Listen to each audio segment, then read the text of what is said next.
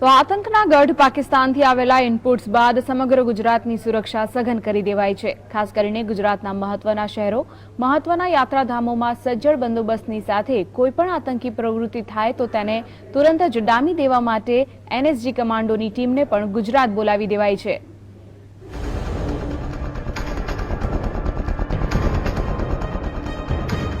દેશમાં ગમે ત્યારે ગમે તેવી વિકટ પરિસ્થિતિને પહોંચી વળવા માટે સક્ષમ એનએસજી કમાન્ડો ગુજરાત આવી પહોંચ્યા છે।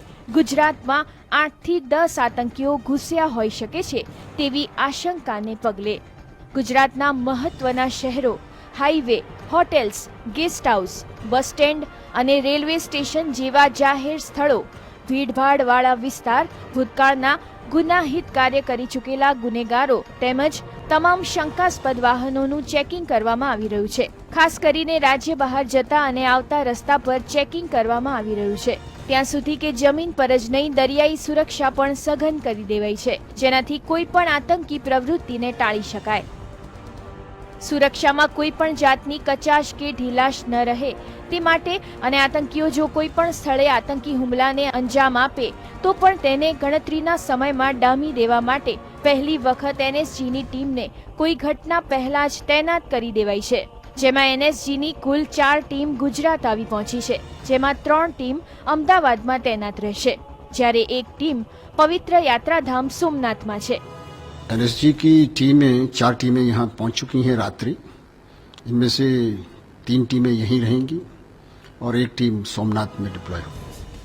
સોમવારે શિવરાત્રીનું મહાપર્વ હોવાથી સોમનાથમાં લાખોની મેદની ઉમટી રહી છે, જેથી આતંકીઓ પવિત્ર યાત્રાધામ સોમનાથમાં કોઈ આતંકી પ્રવૃત્તિને અંજામ આપે તે પહેલા જ તેને ડામી દેવા માટે એનએસજીની ટીમ પહેલેથી જ તૈનાત કરી દેવાઈ છે।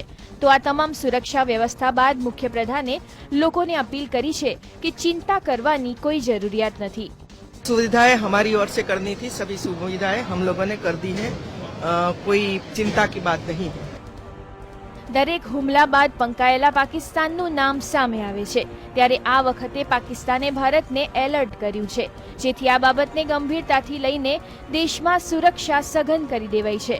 ખાસ કરીને ગુજરાતમાં આતંકીઓનો ડોળો હંમેશા રહ્યો છે, ત્યારે આતંકીઓ ગુનેગારો ગુજરાતને નિશાન બનાવે તે પહેલા જ સતર્કતા રાખવામાં આવી રહી છે।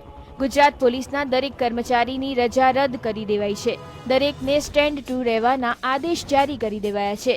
ખાસ કરીને વર્ષ 2008ના અમદાવાદ બ્લાસ્ટ બાદ આતંકીઓને આશરો આપે તેવા અસામાજિક તત્વો પર વોચ વધારાઈ છે। Bureau report, GSTV।